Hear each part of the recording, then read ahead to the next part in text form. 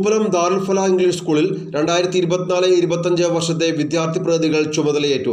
Lieutenant colonel Sunny Thomas ബാഡ്ജുകൾ കൈമാറി ചടങ്ങ് ഉദ്ഘാടനം ചെയ്തു. കഴിഞ്ഞ അധ്യയന വർഷത്തിൽ കൂടുതൽ മാർക്ക് നേടി മികവ് തെളിയിച്ച വിദ്യാർത്ഥികളെ ചടങ്ങിൽ അനുമോദിച്ചു.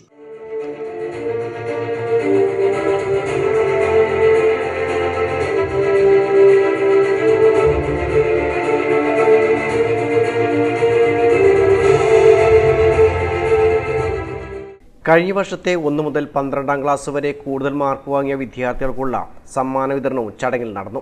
ചടങ്ങിൽ school chairman K P Yusuf അധ്യക്ഷത വഹിച്ചു. Administrator T K Abdussamad, principal T Shoukath Ali, P M Anitha, R Swapna, V C Beena, P Saifunnisa, K V Safiya, Raseena, Ashoor Parakkottil എന്നിവർ ബാഡ്ജ് പിന്നിങ് നിർവഹിച്ചു. P Devika, M Prasad, Sakkeer Hussain, C K Raseena, Sreepriya, V K Mini, M Mumtaz Ali, staff secretary P Shakya എന്നിവർ നേതൃത്വം നൽകി. News bureau, Perinthalmanna.